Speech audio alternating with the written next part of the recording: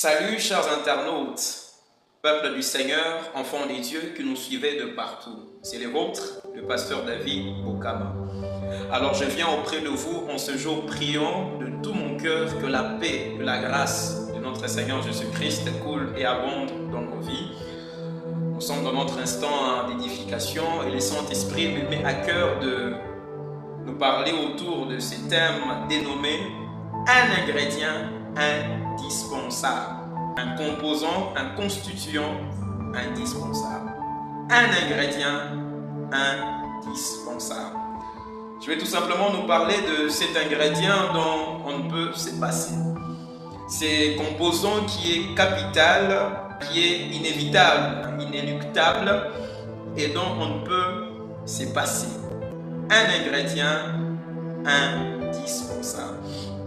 Nous sommes dans Marc au chapitre 10, à partir du 28e verset. Nous allons lire du 28e verset au 30e verset. Lisons la parole du Seigneur. Pierre s'est mis à lui dire: voici, nous avons tout quitté et nous t'avons suivi. Le verset 29, Jésus répondit, j'aime la réponse de Jésus. Je vous l'ai dit en vérité, il n'est personne qui ayant quitté à cause de moi et à cause de la bonne nouvelle, sa maison ou ses frères ou ses sœurs, ou sa mère ou son père, ou ses enfants ou ses terres, et verset 30, ne reçoivent au centuple présentement dans ce siècle-ci des maisons, des frères, des sœurs, de mères, des enfants et des terres, avec des persécutions.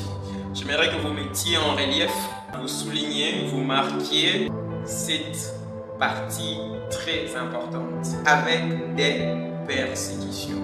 C'est très important. Et aussi la préposition avec qui marque, bien entendu, l'accompagnement. Et dans les siècles à venir, la vie éternelle.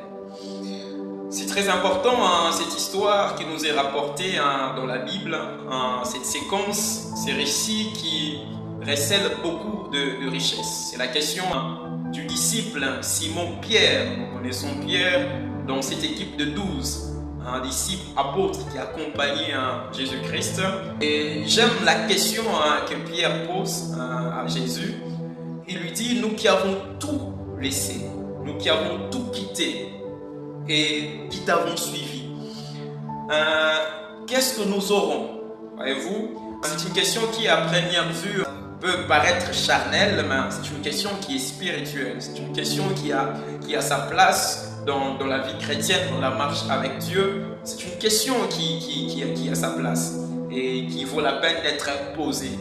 Et c'est très important.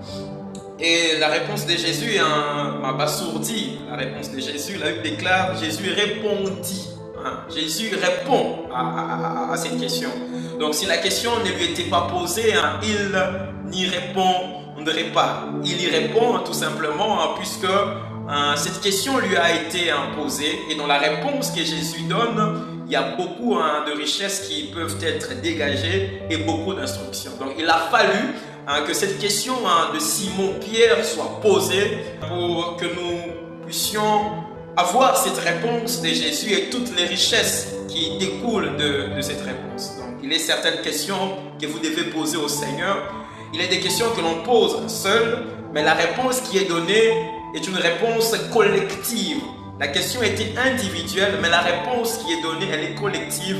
Elle nous concerne tous. C'est très important. Jésus lui dit personne. Il n'est personne qui ayant quitté son père, sa mère, sa famille, ses terres, etc. et qui viennent à moi, qui ne reçoivent au centuple dans ces siècles. Dans les siècles présents, des pères, des mères, des terres, des sœurs, c'est-à-dire tout ce que vous avez laissé, tout ce que vous avez quitté à cause de moi et à cause de l'évangile, vous commencerez d'abord à recevoir ces choses au centuple, multipliées par 100. Ça, c'est très important. Vous avez quitté des terres, vous recevrez des terres. Vous avez quitté des pères, des mères, des enfants, vous en recevrez autant, multiplié par 100. Ça, c'est très important. Mais ce qui m'a abasourdi, c'est avec des persécutions. C'est cet élément qui m'a abasourdi. Et avec, en français, c'est une préposition qui marque l'accompagnement. Donc je suis en train de comprendre que les persécutions qui sont mentionnées ici sont ces composants, cet ingrédient, cet élément indispensable qui accompagne les bénédictions de ceux qui ont tout quitté pour suivre Christ. Pour suivre Christ. Donc à côté de toutes ces richesses, de toutes ces choses sucrées que le Seigneur a mises à notre portée, à notre disposition, que le Seigneur a préparé pour nous, que le Seigneur nous a donné, à côté, il y a des persécutions. Par persécution, je sous-entends tout simplement des tribulations, des épreuves, des souffrances, voyez-vous, des moqueries, des railleries, des injustices, des inégalités, des combats.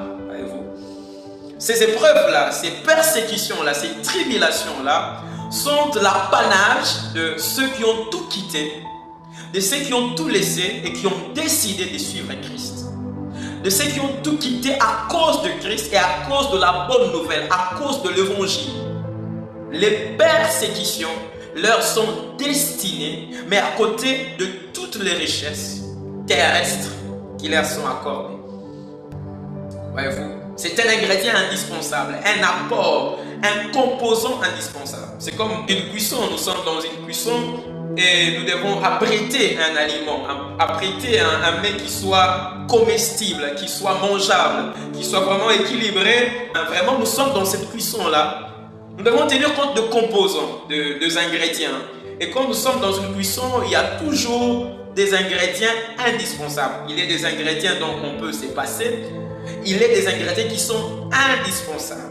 Par exemple, vous préparez du riz, vous préparez des haricots. Il y a des épices qui sont indispensables, qui ne peuvent manquer. Mais il y a des épices dont vous pouvez vous passer. Maintenant, quand nous sommes dans cette cuisson de bénédiction de ceux qui ont tout quitté pour Christ, dans cette cuisson-là, dans cette nourriture-là, dans cet aliment-là, il y a un ingrédient indispensable qui ne peut manquer. Si cet ingrédient manque, cette cuisson se répare, cette nourriture n'est plus comestible, n'est plus mangeable, ça devient une nourriture vénéneuse, voyez-vous, empoisonnée, qui fera mal au ventre et qui va déranger toute notre digestion. C'est très important. Donc, les persécutions sont cet ingrédient indispensable.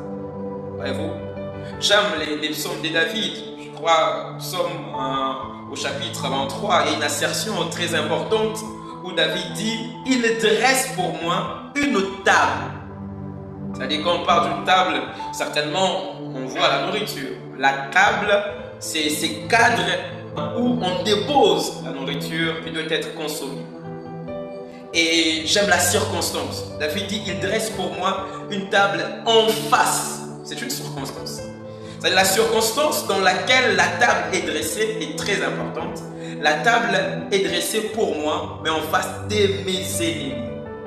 En d'autres termes, en face des oppositions, des adversités, des épreuves, des tribulations. Donc, je demande à tout enfant de Dieu de refuser cette table qui lui est dressée, mais cette table en face de laquelle il n'y a pas d'ennemis, il n'y a pas d'adversité. Quand on vous présente une table, avant de consommer ce qui est dessus, regardez la circonstance. Y a-t-il des ennemis? Y a-t-il des persécutions? Ça, c'est la bonne table. Refusez toute table où il n'y aura pas de persécutions, puisque le Seigneur nous a promis des bénédictions terrestres, mais accompagnées de persécutions. C'est très important. Aussi dans 1 Thessaloniciens au chapitre 3, au 3e verset, là, il déclare que les persécutions nous sont destinées. Que le Seigneur vous bénisse, qu'il bénisse sa parole.